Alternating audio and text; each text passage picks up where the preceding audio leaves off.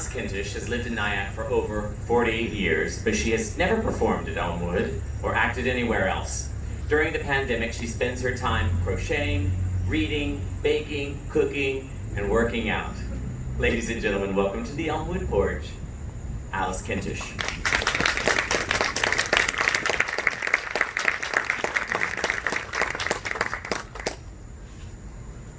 I'm a scaredy cat. I'm fearful. I always have been. I don't skydive. I don't bungee jump. I don't speed. I don't run red lights. I'm a great swimmer, but I don't dive off diving boards. I don't text while driving. I don't even text while walking. I play it safe. I don't like to take risks. But last summer, actually late winter I guess, a friend asked me, would I go hiking with her in the Canadian Rockies?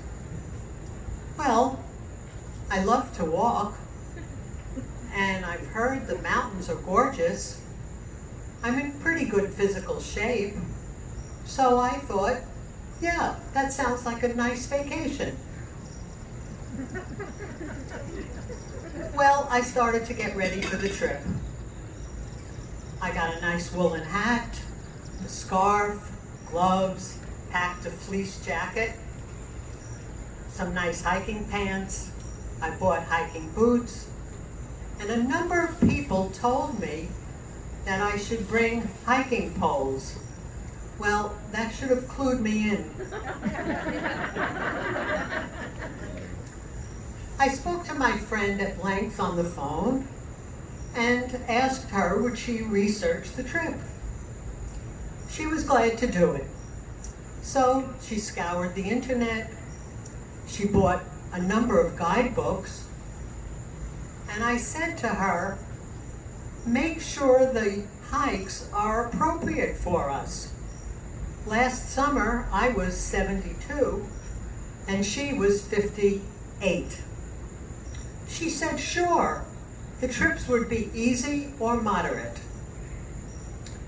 Well, the people who write the guidebooks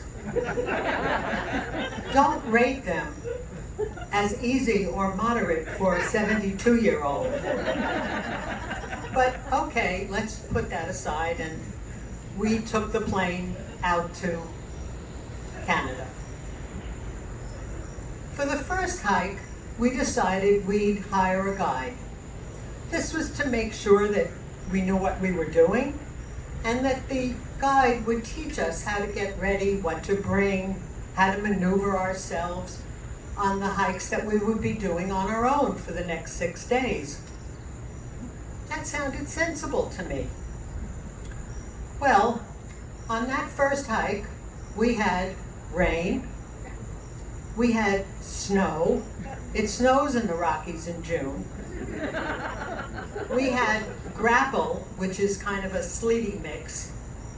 Consequently, the trails were muddy and slick and slippery, and they were narrow, about the width of my hips and a few inches for my poles in spots. Well, I did make it through that hike. And then we were on our own. Well, were the next 6 days easy or moderate? No, not a single day. I kept asking my friend, when was the easy day coming? And she kept saying, don't worry, it will come. Well, it did not come.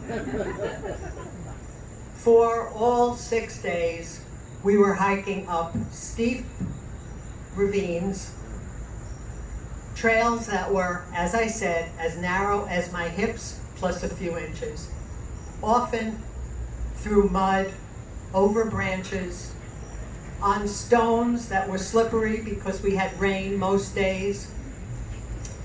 And you know, Sometimes it's scarier to come down the mountain than it is to go up. And you always have to come down. Well, I did make it through. A very dear friend tells me that you should do something every day that scares you.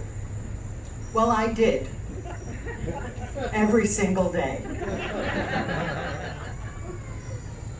When I got home, safely I assure you, I noticed that on my bulletin board I had one of those Chinese fortune cookie tags that I had somehow or other put up some months before. And that tag says, "Don't be afraid of fear." And you know, after my experience last summer, I am no longer afraid of fear.